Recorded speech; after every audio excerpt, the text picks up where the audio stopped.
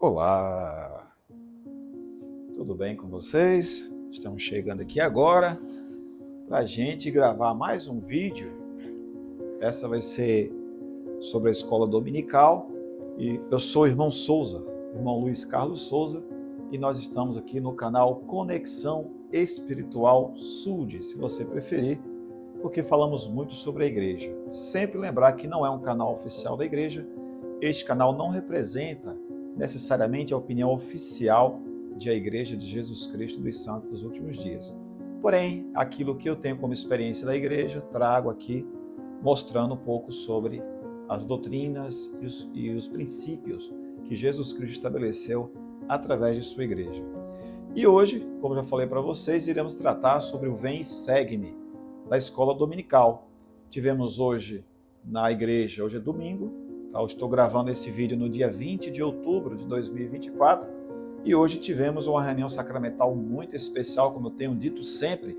As nossas reuniões sacramentais têm sido bem especiais, cheias do Espírito e de vários testemunhos. Hoje tivemos 3 oradores, como de costume, dois elders, os 2 missionários nossos, que eu não vou aqui falar os nomes, 2 são americanos. O primeiro, que é mais novinho, tem 1 mês só aqui no Brasil, falou muito bem sobre a obra missionária. Dentre outras coisas, ele trouxe uma frase que diz que foi da conferência geral anterior, que diz que nós devemos, o presidente Nelson disse que nós devemos dedicar a nossa vida, o restante da nossa vida, para compreender melhor a expiação de Jesus Cristo, o poder dela e o seu significado. Já o elder menor, o sênior, que daqui a pouco está indo embora para casa, falta 1 mês mais ou menos, ele também falou um tema semelhante, e dentre outras coisas ele falou que nunca é tarde ou cedo demais para seguir a Cristo. Às vezes achamos que está cedo demais para seguir a Cristo, ou é tarde demais. Isso não existe quando o assunto é seguir a Jesus, o nosso Salvador, o nosso Cristo. E depois o irmão Francisco Galdino falou bem também a respeito disso, e o assombro que é o amor que Jesus tem por nós. Inclusive ele leu a letra do hino 112, Assombro me causa. Foi muito interessante mesmo, muito especial. Bom, e no próximo domingo, trazer aqui para a gente, no próximo domingo nós teremos a conferência da nossa ala, a ala Tibiri, será sacramental de conferência, próximo domingo, dia 27 de outubro de 2024, às 10 horas da manhã, só que às 9 horas já teremos um desejum. O nosso bispo é top, vai fazer um desejum para que os irmãos cheguem cedo, possam se alimentar, primeiro fisicamente e depois se alimentar espiritualmente. Tem sido realmente experiências gratificantes, essas reuniões diferentes, assim, com o desjejum, às vezes até com o almoço, depois das reuniões da igreja. E teremos na sexta-feira uma grande reunião de integração, trazendo alegria, diversão e tudo mais. Integração, como o próprio nome já diz, para a nossa ala Tibiri, na sexta-feira, dia 25, e no domingo, dia 27, a nossa conferência de ala. Vai ser muito especial, não tenho nenhuma dúvida disso. Bom, irmãos e irmãs, nós iremos agora tratar um pouco sobre a aula do Vem Segue-me, que vai do dia 21 até o dia 27, não é isso? Não, dia 21, exato. Seria do dia 21 ao dia 27, porque é isso mesmo, que é domingo, dia 27, dia de conferência. Bom, irmãos, então nós iremos tratar aqui um pouco sobre terceiro NEF, capítulo 27, 28, 29 e também quarto NEF. E para começar, eu sempre trago aqui o nosso auxílio visual. Essa aqui será provavelmente a nossa capa, e para a gente não esquecer que esses versículos que a gente vai ler agora, estes capítulos, eles se dão exatamente quando Jesus estava numa situação semelhante aqui, conversando com Nefe, com seus outros discípulos, com outros seguidores, com cristãos, pessoas que estavam esperando por ele, que acreditaram nas profecias de Samuel. E aqui a gente vai passar um pouco e trazermos o título da aula: Não poderia haver um povo mais feliz. E isso está lá em terceiro NEF 27, como eu falei para você, do 27, 28, 29 e quarto NEF também. Os ensinamentos de Jesus Cristo são muito mais do que belas filosofias para se pensar a respeito. E sobre isso, aqui no manual, como se falou para vocês, eu não mastigo a aula, mas eu instigo você a buscar, a procurar, para possa conhecer e aprender por si próprio os ensinamentos, porque só você vai saber o que tem para você. Quando eu ponho aqui para baixo é porque a aula está aqui, né? No smartphone está aqui a aula também, onde a gente pode ver. Então eu vou trazer aqui alguns pontos que eu julgo ser importantes, mas eu tenho certeza que tem pontos aqui que serão muito mais importantes para você se você estudar, examinar as Escrituras diligentemente. Então vamos lá. Jesus, ele é mais do que um filósofo. Muita gente, irmãos e irmãs, muitas pessoas do mundo secular e também do mundo cristão têm em Jesus um grande filósofo, um homem sábio, um homem de muita sabedoria, um homem que trouxe grandes transformações à humanidade. Jesus com certeza é tudo isso, mas não é só isso. Jesus é o Filho de Deus, o homem prometido por Deus para nos salvar e redimir toda a terra daquela queda espiritual que nós tivemos. Bom, vamos falar sobre o primeiro ponto da lição. Dito isto, deixa eu trazer aqui para a gente. A Igreja de Jesus Cristo é chamada por seu nome. O que isso significa, irmãos? Eu vou trazer aqui novamente a minha imagem. Quando nós vimos agora há pouco Jesus ensinando as pessoas, algumas pessoas ali tinham algumas curiosidades. Algumas mais profundas, digamos assim, e outras mais simples, sem tanta importância. Dentre elas, tinha essa dúvida: Senhor, como devemos chamar a igreja que o Senhor vai deixar aqui com a gente? E aí, nós já vimos esse tema algumas vezes na nossa vida, mas iremos ver mais uma vez aqui. Desta vez iremos ver um filme que está no aplicativo Biblioteca do Evangelho, inclusive na aula de hoje. Depois desse filme eu volto, vou desligar aqui o microfone, eu volto para a gente continuar a nossa conversa, tá bem?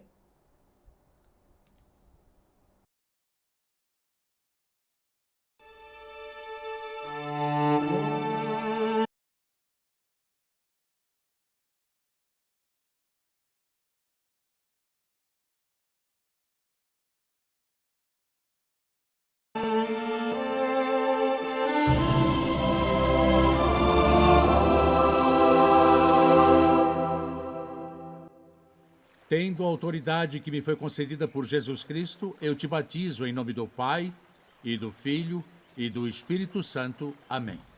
Amém.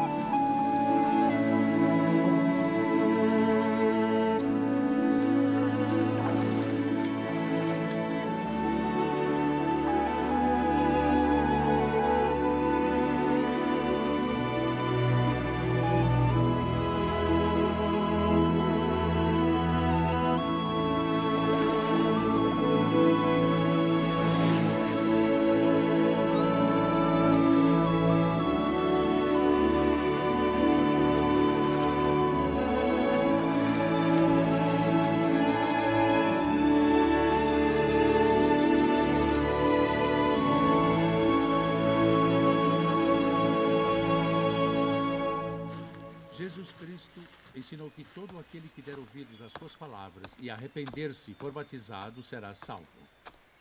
Nefe, há controvérsias entre o povo. Que nome devemos dar à igreja?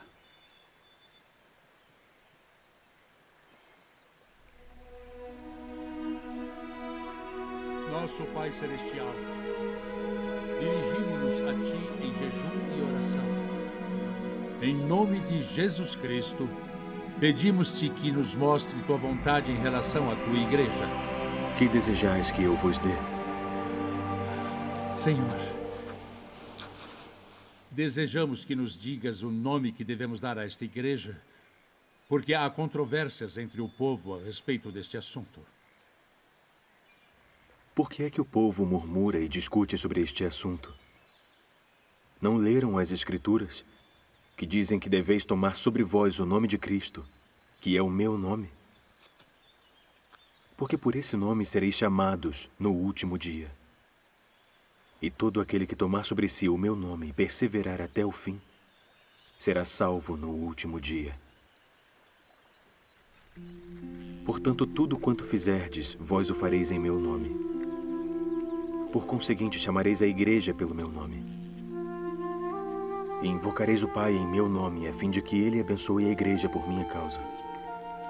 E como será a minha igreja se não tiver o meu nome? Porque se uma igreja for chamada pelo nome de Moisés, então será a igreja de Moisés. Ou se for chamada pelo nome de um homem, então será a igreja de um homem. Mas se for chamada pelo meu nome, então será a minha igreja, desde que estejam edificados sobre meu evangelho. E se acontecer de a igreja estar edificada sobre meu evangelho, então o Pai manifestará nela as suas próprias obras. Eu vos dei meu evangelho, que vim ao mundo para fazer a vontade de meu Pai, porque meu Pai me enviou. E meu Pai enviou-me para que eu fosse levantado na cruz. E depois que eu fosse levantado na cruz, pudesse atrair a mim todos os homens, a fim de que, assim como fui levantado pelos homens, assim sejam os homens levantados pelo Pai, para comparecerem perante mim a fim de serem julgados por suas obras, sejam elas boas ou más. E por esta razão fui levantado. Portanto, de acordo com o poder do Pai, atrairei todos os homens a mim, para que sejam julgados segundo suas obras. E aquele que se arrepender e for batizado em meu nome, será satisfeito. E se perseverar até o fim, eis que eu o terei por inocente perante meu Pai no dia em que eu me levantar para julgar o mundo. Nada que seja imundo pode entrar em seu reino. Portanto, nada entra em seu descanso, a não ser aqueles que tenham lavado suas vestes em meu sangue, por causa de sua fé e do arrependimento de todos os seus pecados e de sua fidelidade até o fim. Ora, este é o mandamento. Arrependei-vos, todos vós confins da terra. Vinde a mim e sede batizados em meu nome, a fim de que sejais santificados, recebendo o Espírito Santo, para comparecerdes sem mancha perante mim no último dia.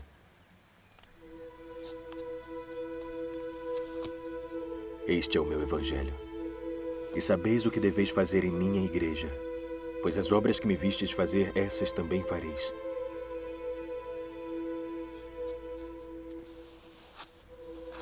Se fizerdes essas coisas, bem-aventurados sois, porque sereis levantados no último dia.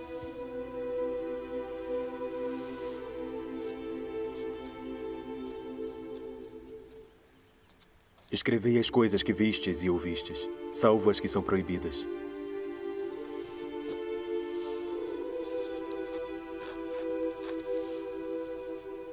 Pois eis que pelos livros que foram escritos, e pelos que serão escritos, este povo será julgado. Pois é por eles que suas obras se tornarão conhecidas dos homens.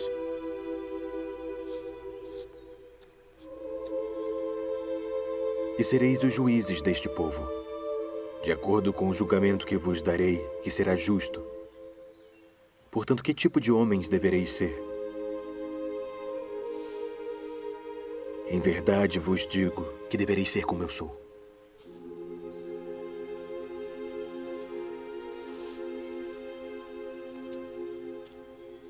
E agora vou para o Pai. E em verdade vos digo que qualquer coisa que pedirdes ao Pai em meu nome, ser-vos-á dada.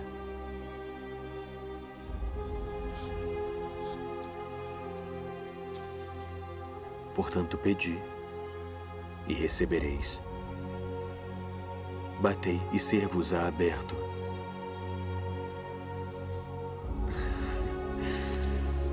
Porque aquele que pede, recebe. E ao que bate, ser-lhe-á aberto.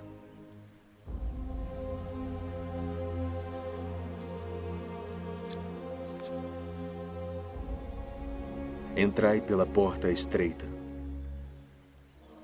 porque estreita é a porta, e apertado é o caminho que leva à vida, e poucos são os que o encontram.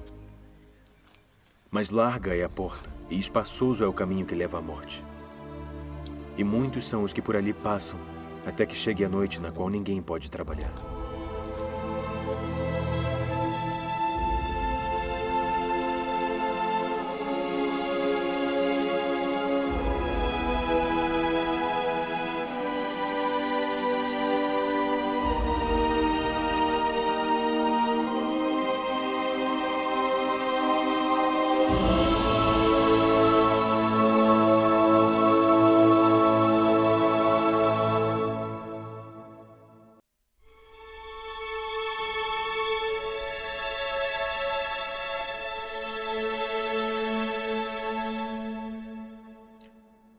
Eita! Não é por nada não, né? Mas eu me colocando no lugar daquelas pessoas, acho que eu com certeza estaria de joelhos, chorando, desidratado, com certeza. O Senhor à minha frente, que é isso? Ah, eu sou meio histérico nessas coisas. Sem dúvida alguma, os irmãos aqui da minha aula já sabem disso. Eu sempre falo para eles que eu estou fazendo um curso que é para não chorar quando eu sinto o Espírito, mas esse curso não está valendo muito a pena, não. Eu choro fácil.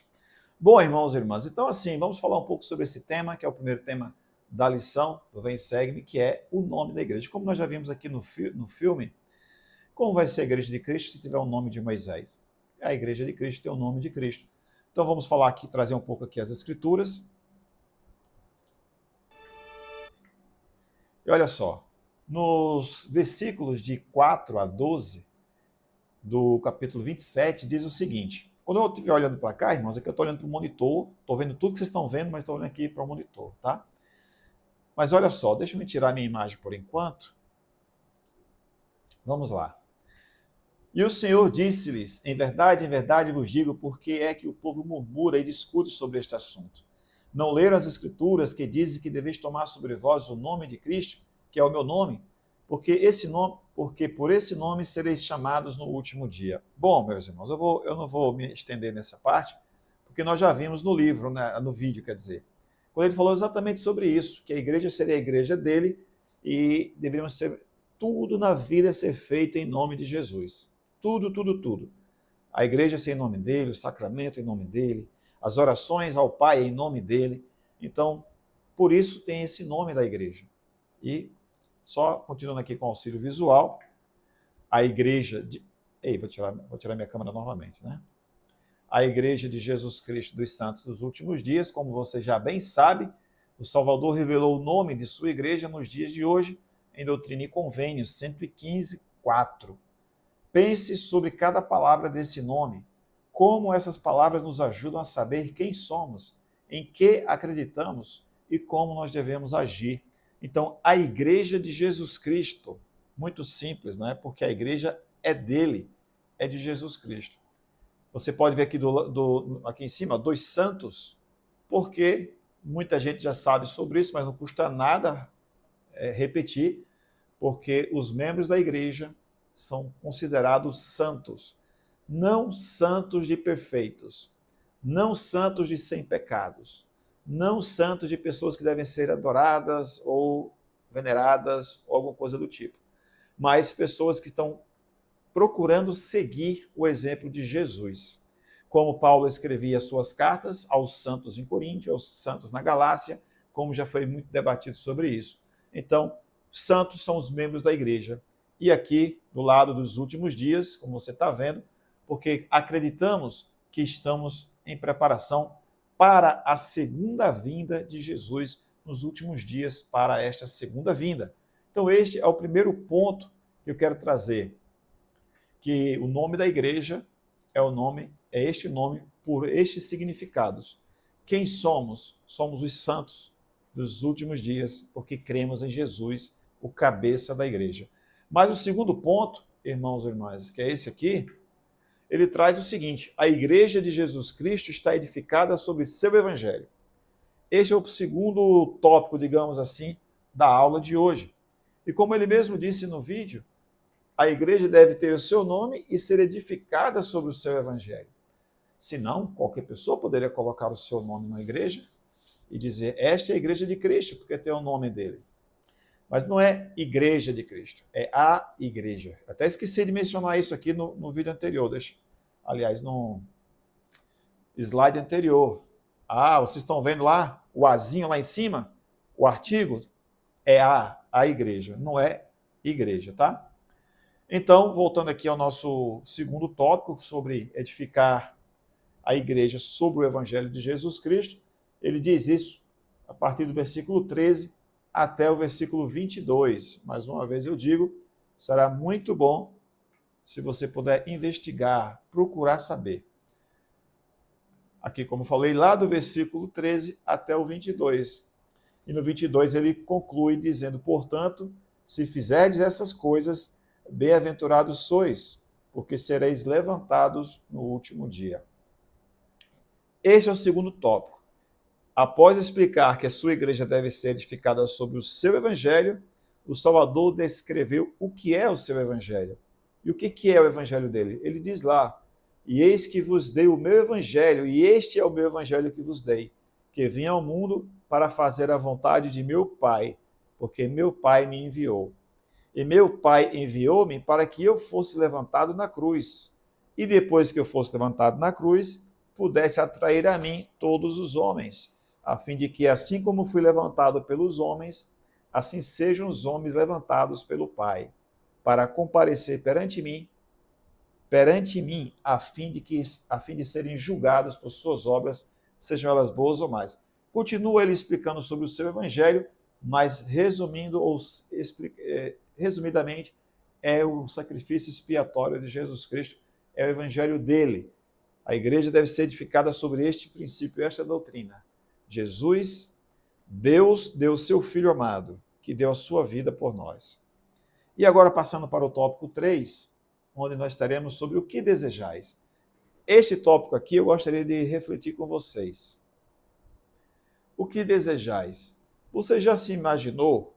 Eu até coloquei a minha foto ali numa montagem, como se eu estivesse cara a cara com o Senhor, como vocês estão vendo, e pudesse ouvir ele falar essa palavra, essa pergunta. O que desejais? Quais têm sido os desejos do nosso coração? Quais têm sido os nossos pensamentos, nossas palavras, nossas ações?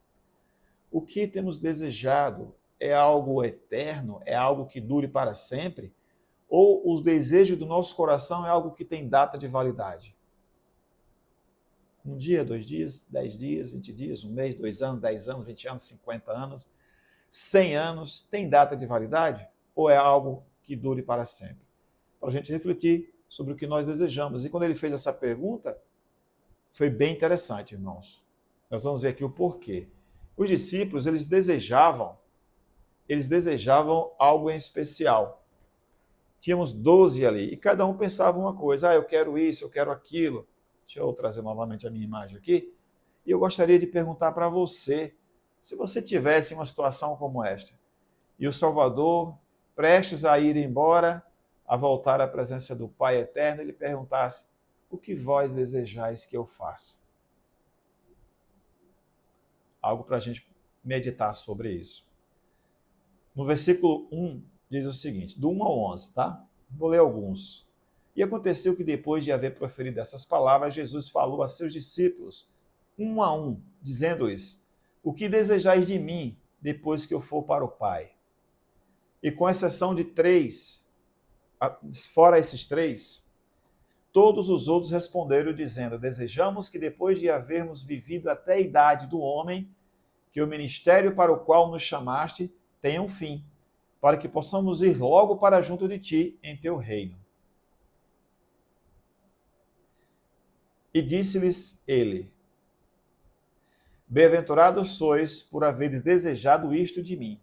Portanto, quando atingides a idade de 72 anos, vireis a mim em meu reino, e comigo achareis descanso. Ele deu até o tempo, 72 anos de idade. E depois de haver-lhes falado estas coisas, voltou-se para os outros 3 que tinham ficado calados, não é? E disse-lhes: que desejais que eu vos conceda depois que for para o Pai? E o coração deles entristeceu-se, porque não se atreviam a dizer o que desejavam. Olha só, se alguém perguntar isso para você, você teria no seu pensamento pedir isso: Senhor, quando chegar o nosso tempo, queremos que nos leve logo para o seu abraço, para o seu seio. Será? Os outros 3 não pediram isso não, né? Eles não se atreviam a falar o que desejavam em seu coração. E disse-lhes o Senhor: eis que conheço vossos pensamentos e desejastes aquilo que João, meu amado, que me acompanhou em meu ministério antes que eu fosse levantado pelos judeus, também desejou de mim. Portanto, mais bem-aventurados sois, porque nunca provareis a morte, mas vivereis para ver todas as obras do Pai entre os filhos dos homens. até que todas as coisas sejam cumpridas, de acordo com a vontade do Pai, quando virei em minha glória com os poderes do céu.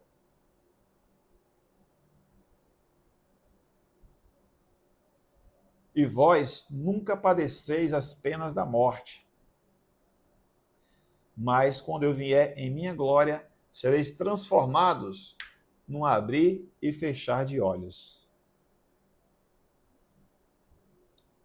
Da mortalidade para a imortalidade. E então sereis abençoados no reino de meu Pai. E também não padecereis dores enquanto permanecereis na carne, nem tristezas, a não ser pelos pecados do mundo. E tudo isso farei em virtude do que me haveis pedido, porque desejastes conduzir a mim a alma dos homens enquanto o mundo existir.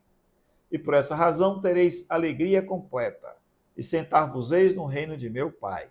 Sim, vossa alegria será completa, assim como completa foi a alegria que meu Pai, que me deu o Pai.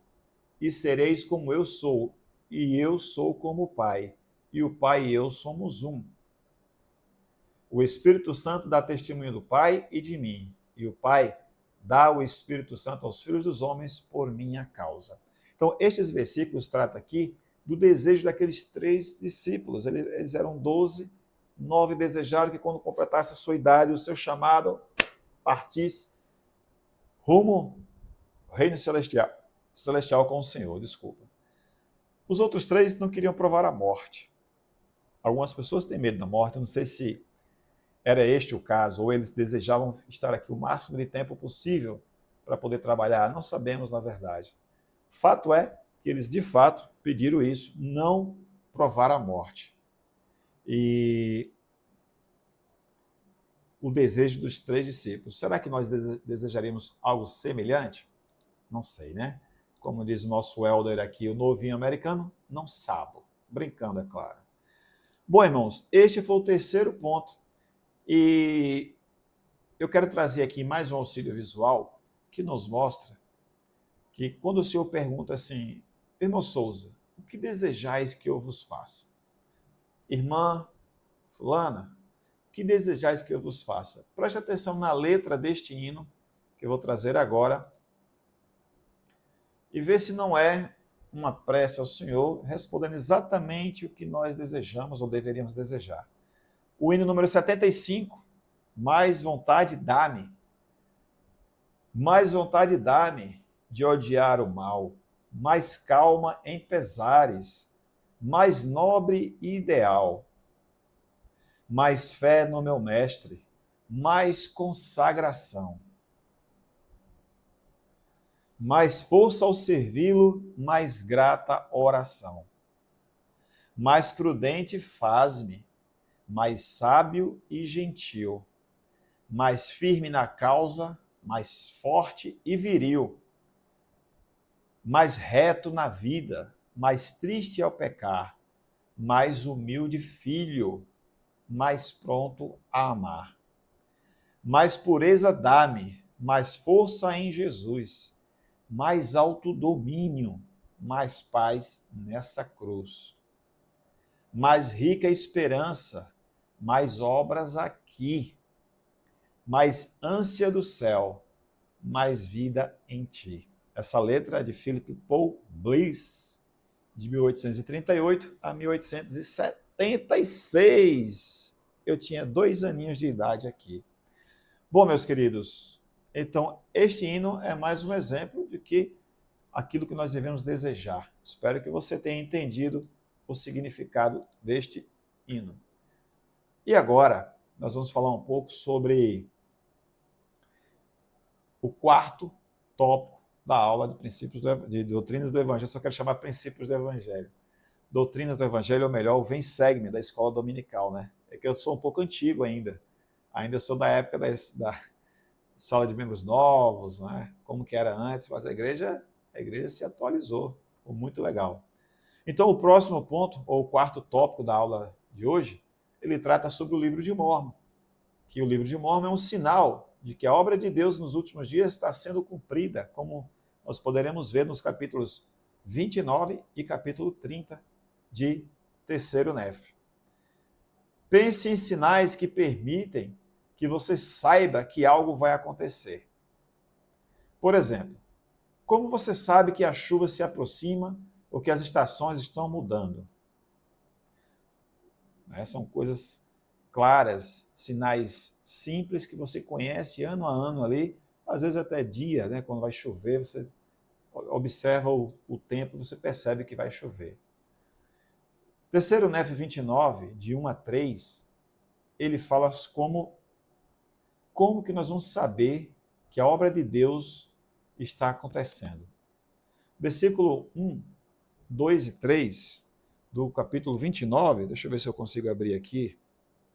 29, só um instante aqui, irmãos, abrir aqui, para a gente ler junto, né? Está aqui na tela, mas eu vou ler aqui na mão que está aqui junto com a gente. Vamos lá.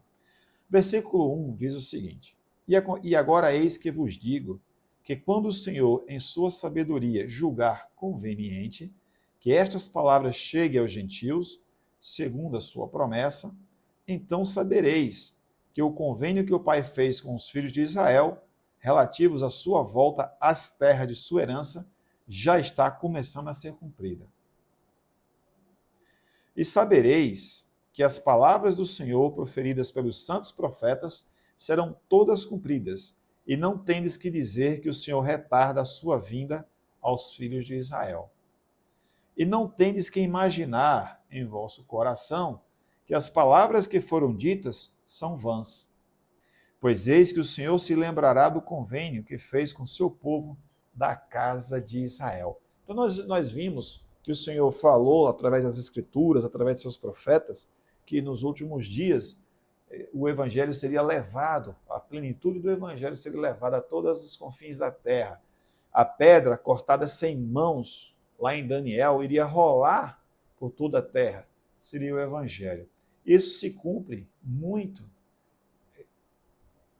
em você ver o livro de Mórmon sendo, vamos dizer assim, espalhado pela face da terra. A Bíblia já é espalhada sobre a face da terra. A Bíblia já é conhecida mundialmente, está em todos os pedacinhos da terra. Tem pessoas que não creem, pessoas que creem. Mas o livro de Mórmon, que é o outro testamento de Jesus Cristo, está sendo conhecido hoje em mais de 200 países e entrando e abrindo novas portas para ele entrar em outros países. Então, quando isso estiver acontecendo, é um sinal claro e inequívoco de que o Evangelho continua a sua restauração. Desde lá, a primeira visão com José Smith, até os dias de hoje, com a pregação do Evangelho, o proselitismo, levando o nome de Cristo às pessoas. Eu vou ser honesto, bem honesto com vocês. O livro de Mórmon, assim como a Bíblia, eles são guias, eles são escrituras sagradas que nos aproximam, nos conecta ao nosso Pai Eterno, nosso Rei dos Céus. No versículo 1 ao versículo 18 de 4º Nef, nós vamos passar agora para o 5º tópico. E no 5º tópico é algo que pode ser até utópico. Até rimou, né?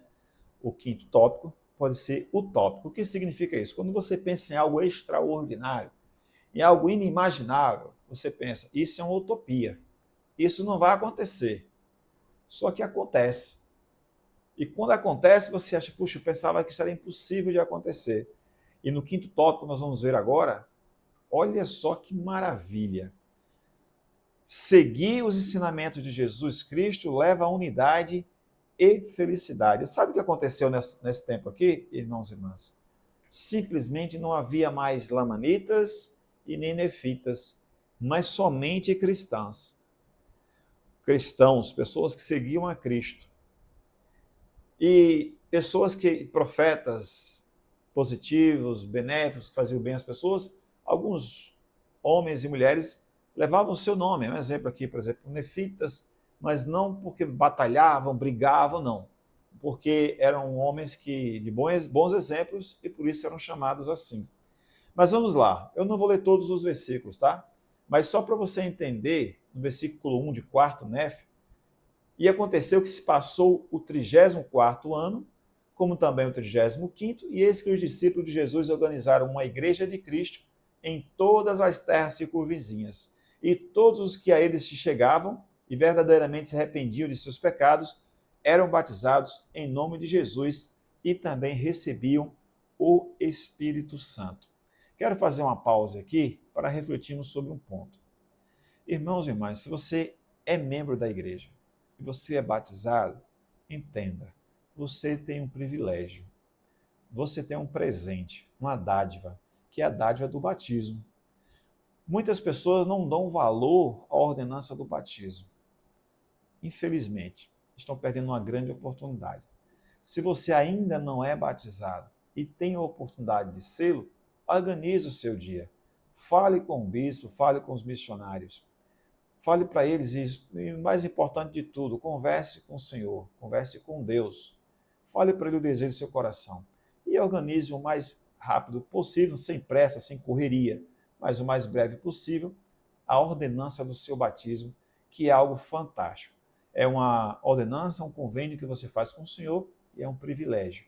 Em muitos lugares do mundo, muitas pessoas desejariam estar sendo batizadas e não podem. Não têm a oportunidade, seja por motivos que forem. Às vezes motivo político, motivo religioso, às vezes um impedimento legal, que eles não podem se batizar, às vezes a idade, os pais não autorizam. Eu já vi muitos exemplos assim.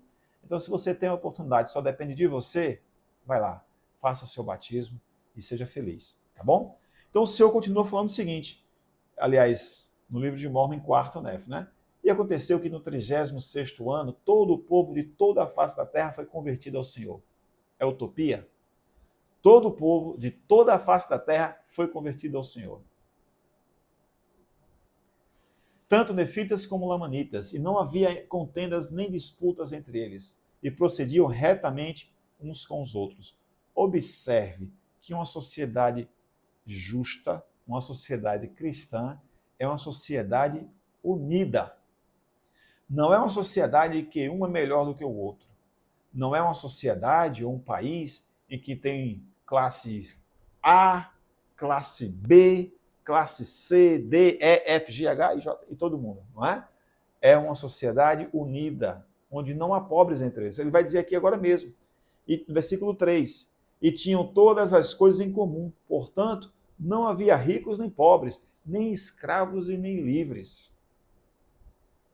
Mas eram todos livres e participantes do dom celestial.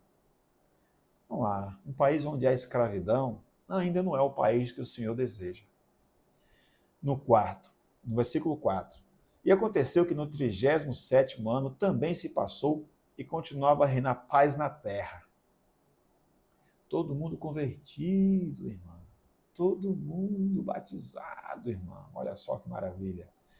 E obras grandes e maravilhosas eram feitas pelos discípulos de Jesus, de modo que curavam os enfermos, levantavam os mortos e faziam andar os coxos, davam visão aos cegos e faziam os surdos ouvirem, e realizavam toda sorte de milagres entre os filhos dos homens, e nenhum milagre operavam que não fosse em nome de Jesus.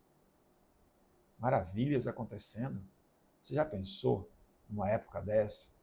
Nós vivermos numa época dessa, hein? Onde milagres acontecendo o tempo todo. Surdos ouvindo, cegos enxergando, o coxo andando, o morto reviver. Rapaz, maravilhoso, hein? No versículo 6, e tudo em nome de Jesus, tá?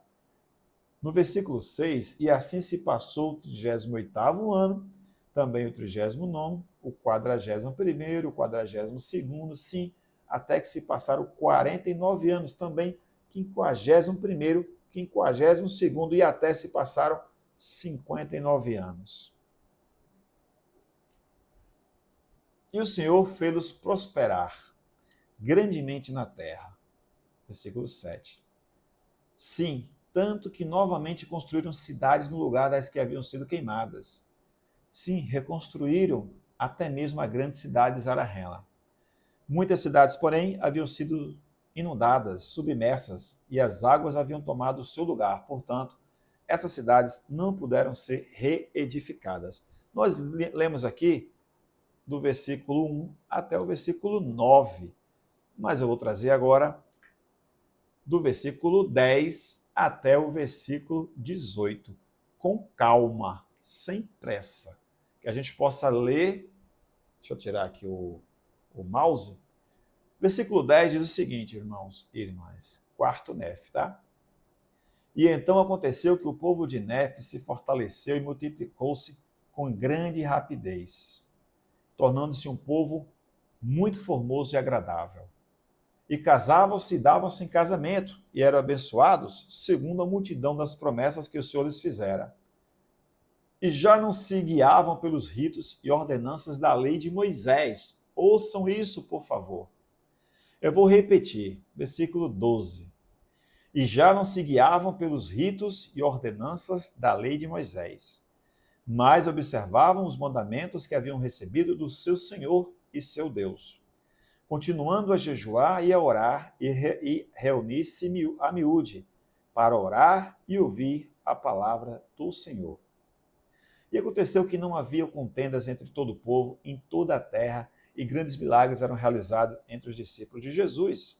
E aconteceu que se passou o 71º ano e também o 72º ano. Sim, em resumo, tinha se passado até o 79º ano. Sim, até mesmo 100 anos tinham se passado. E os discípulos que Jesus escolhera haviam todos ido para o paraíso de Deus, com exceção daqueles 3 que deveriam permanecer. E outros discípulos tinham sido ordenados para substituir aqueles, e também muitos daquela geração haviam morrido. E aconteceu que não havia contendas na terra, em virtude do amor a Deus que existia no coração do povo. Já imaginou hoje? Não existia contendas em virtude do amor a Deus que existia no coração do povo. Preste atenção nisso. Não havia contendas. Olha que sociedade, não é? E não havia inveja, nem disputas, nem tumultos, nem libertinagens, nem mentiras, nem assassinatos, nem qualquer espécie de lascívia. E certamente não poderia haver povo mais feliz entre todos os povos criados pela mão de Deus. Versículo 16 é top, não é não? E o 17, não havia ladrões, nem assassinos, nem haviam lamanitas, nem qualquer espécie de itas, mas eram os filhos de Cristo e herdeiros do reino de Deus.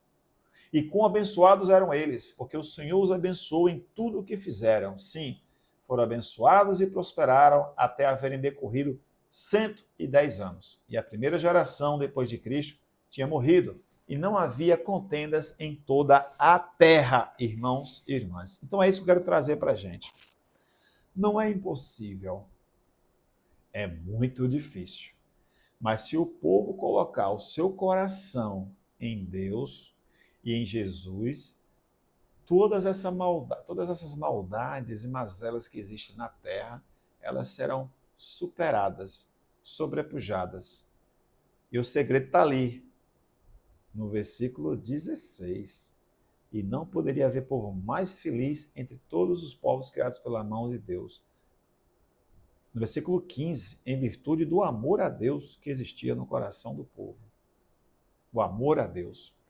Então, este era um povo feliz. Era um povo unido. Não havia pobres entre eles.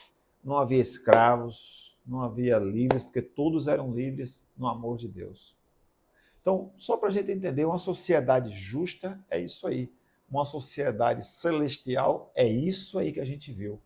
Uma sociedade cristã é isso aí que a gente viu. Por isso é tão importante a gente entender a importância de viver a doutrina de Cristo. Porque se a gente quer um mundo melhor, apesar de que a gente sabe que no mundo teremos aflições, mas um dia alcançaremos esse estágio. Um dia alcançaremos. Seja lá onde for, quando for, mas alcançaremos. É a promessa que o Senhor faz. Mas como nem tudo são flores, o povo que vivia feliz, de uma hora para outra, caiu de novo. E eu pergunto para você, quais as razões você acha que faz um povo que viveu 100 anos, 200 anos, em paz, em alegria, em felicidade, se afastar do Senhor? Quais seriam esses motivos, essas razões que faria com que o povo caísse em incredulidade novamente? 5 segundos para você pensar. É isso aí. Então, depois desses 5 segundos, eu passo para você aqui o nosso auxílio visual e faço uma pergunta. Acabou o povo unido? Lá em 4 Nef, versículo 19 a 49? Acabou aquele povo unido? Que coisa, não é? Trouxe aqui alguns versículos, irmãos. Eu não vou ler todos eles, mas vou ler alguns. Por exemplo, no versículo 20, diz o seguinte: e escreveu por 84 anos e havia ainda paz na terra. A não ser, olha aí, começou agora, a não ser por uma pequena parte do povo que se revoltara contra a igreja, tendo adotado o nome de Lamanitas, assim começou novamente a haver Lamanitas na terra. Então começa aquela revoltazinha, não é? Com a igreja, que a igreja não era para ser assim. Deixa eu voltar aqui para você me ver melhor. Porque a igreja era para ser assada, era para ser daquele jeito, tá? E eu mesmo já caí nessas armadilhas, mas eu sempre digo, a igreja não é minha. Se fosse minha, talvez fosse diferente, mas não é minha. A igreja é do Senhor, e o caminho é dele, o pensamento é dele, e eu não sei de nada. Eu digo isso porque, em algumas doutrinas, eu penso que poderia ser diferente, mas como diz o ditado, todo penso é torto. E eu entendo que quando a gente começa a colocar defeitos, começa a buscar problemas, uma crítica aqui, uma crítica ali, a gente começa a cair em incredulidade.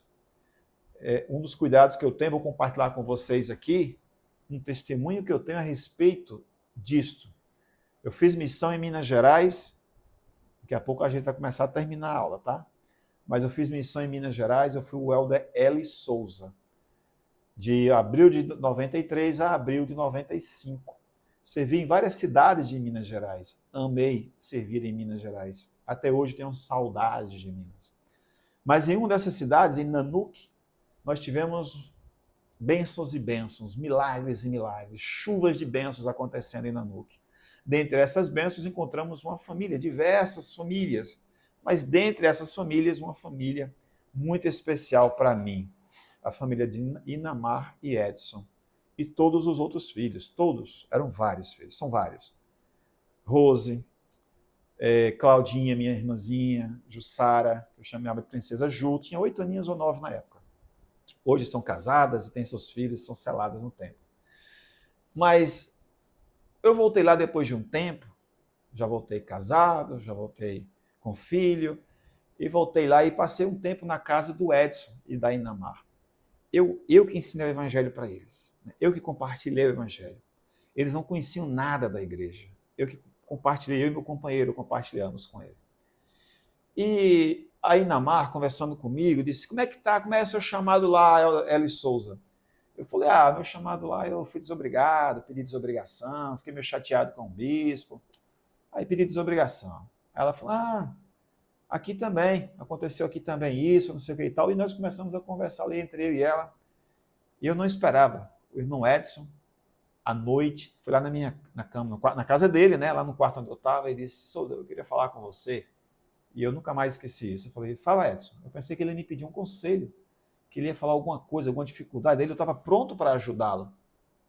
Eu estava pronto para auxiliá-lo no seu problema.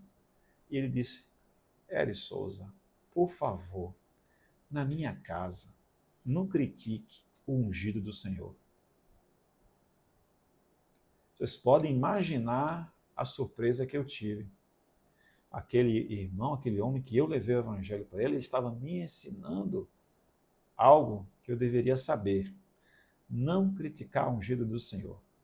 Eu posso discordar, é natural, mas uma crítica como a que eu estava fazendo, estava levando a esposa dele a também a criticar. Eu não tinha percebido isso. Então que a gente possa ter calma, inteligência. Se tem algo que eu não concordo, chama o bispo para conversar, converse com ele a sós, que eu tenho certeza que não vai ter problema algum. Se tem algum líder que eu não concordo, converse com ele. Tá, irmãos e irmãs? É como a gente sempre fala, os irmãos são imperfeitos, a igreja não. E quando a gente traz muitas críticas ao público, acaba atrapalhando o progresso de alguém. Eu agradeci demais ao irmão Edson. E até hoje eu lembro isso, nunca mais esqueci. Quase 30 anos já isso se passou e eu jamais esqueci isso. Então, os filhos do Senhor, eles realmente são chamados pelo Senhor. Trazendo aqui o versículo 22, e aconteceu que 200 anos se tinham passado e a segunda geração também havia morrido toda, com exceção de alguns poucos. E no versículo 24, ora, nesses 200 anos, 201, alguns deles começaram a tornar-se orgulhosos, trajando roupas caras e usando toda a sorte de pérolas finas e de coisas luxuosas do mundo. Então começa a ver como que uma geração começa a cair em incredulidade. Começaram a usar roupas caras, começaram a usar ornamentação, a sentir orgulho disso. Lá no versículo 25, e dessa época em diante, não mais tiveram seus bens e suas posses em comum. Veja como é que uma sociedade começa a se dividir. Versículo 26, e começaram a dividir-se em classes e começaram a organizar igrejas para si mesmos, a fim de obter lucros, e principiaram a renegar a verdadeira igreja de Jesus, a igreja de Cristo. Então, como é hoje em dia também, começaram a abrir igrejas. Irmãos e irmãs, se eu fosse abrir uma igreja, é muito provável que eu iria crescer e ganhar dinheiro com a igreja. Mas e quando eu morrer? O que eu vou fazer? Não é com dinheiro? Vou levar para onde o dinheiro? Como diz um dos apóstolos, a quem iremos, a não ser Jesus? Versículo 34. Não obstante, o povo endureceu o coração, porque era instigado por muitos sacerdotes e falsos profetas, a construir muitas igrejas e a praticar toda sorte de iniquidades. E elas atacavam o povo de Jesus. Mas o povo de Jesus não revidava os ataques. E assim foram degenerando na incredulidade e na iniquidade, de ano para ano, até que transcorreram 230 anos. Um ponto importante nesse pontinho aqui, irmãos e irmãs, o povo de Cristo eram atacados, mas o povo de Jesus não revidava. Aqui, ó, o povo de Jesus não revidava os ataques. Jesus não revida.